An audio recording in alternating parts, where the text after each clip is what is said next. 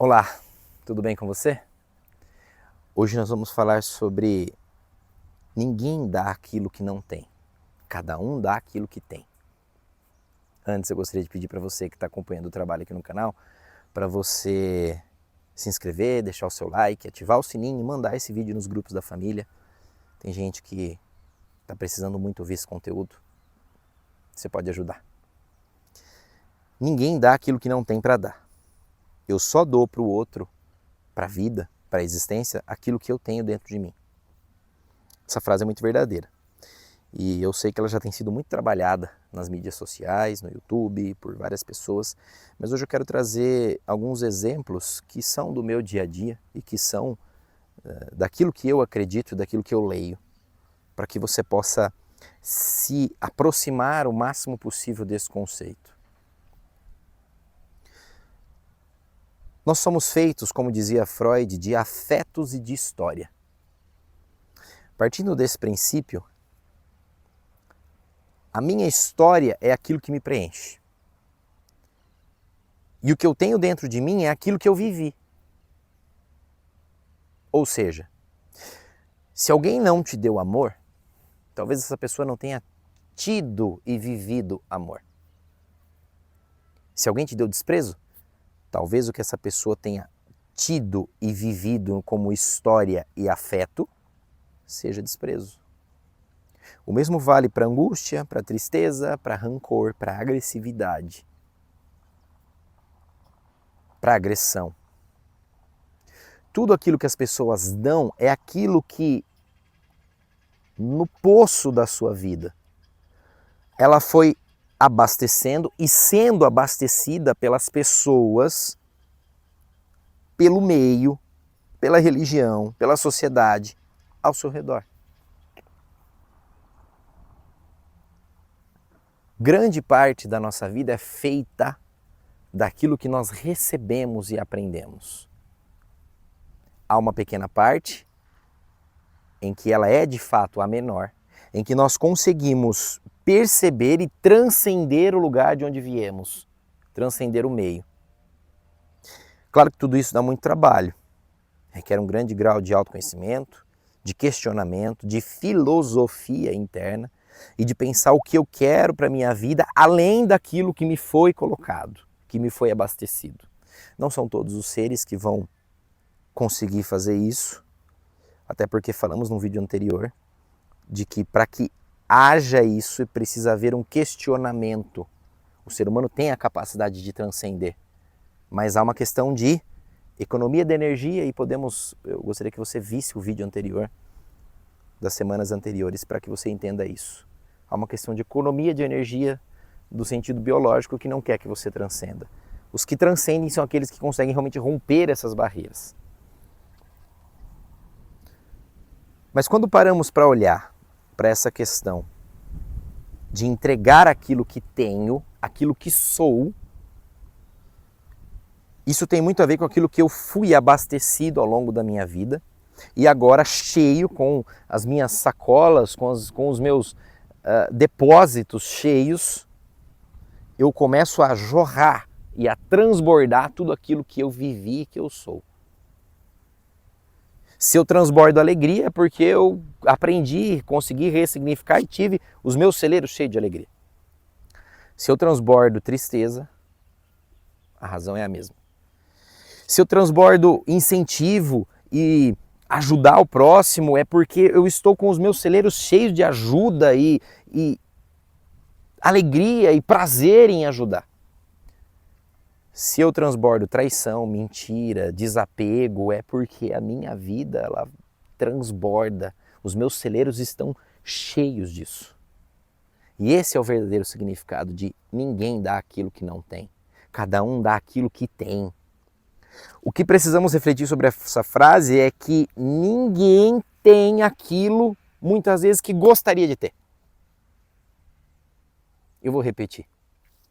Os meus celeiros nem sempre são cheios daquilo que eu gostaria que eles fossem cheios. Mas a vida, as pessoas, a sociedade, os pais, a família, colocam coisas no nosso celeiro numa época em que nós estamos com todos vazios.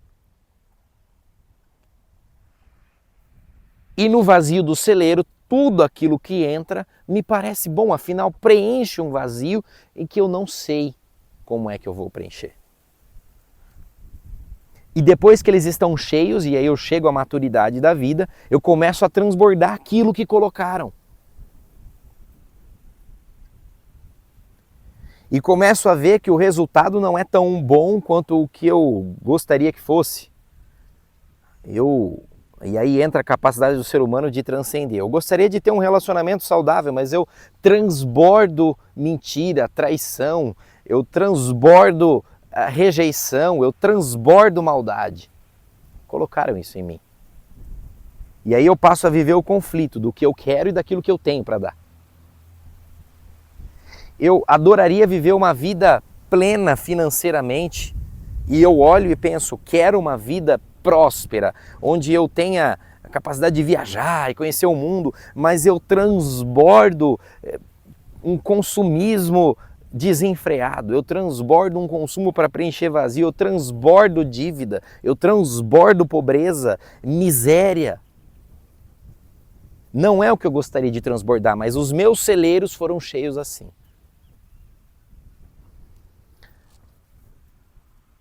É importante refletir sobre esse ponto porque nós só damos aquilo que temos e muitas vezes damos aquilo que não gostaríamos de dar. Há uma passagem na Bíblia que me chama muita atenção. Logo após a morte de Jesus, o Cristo, os discípulos eles são espalhados e passam a ser perseguidos pelo governo de Roma, porque não se quer que fale de Jesus. Eles gostariam de abafar a história de que um dia existiu aquele homem, mas os discípulos eles são espalhados e começam a viver escondidos e sofrendo, e em determinado momento, Pedro e João subindo para o templo, eles estavam indo ao templo para falar com Deus. E eles andando, eles se deparam com um homem que está sentado, paralítico, de nascença. Ou seja, desde que saiu do ventre da sua mãe, as suas pernas, ele era coxo. As suas pernas não se movimentavam. Não havia sequer esperança de que ele um dia pudesse andar. Afinal, ele nem conhecia a sensação de andar. Os celeiros daquele homem foram cheios de desesperança, de não ter a expectativa de um dia andar e ser autônomo e trabalhar e ter a sua carreira, a sua família, não. Os celeiros dele, a vida preencheu os celeiros dele com esses sentimentos de angústia, de rancor, e em algum momento ele pegou as suas coisas e pensou, eu só posso ir até a porta do templo, que é um lugar movimentado, e mendigar a minha vida. O celeiro dele era isso, era cheio dessa desesperança.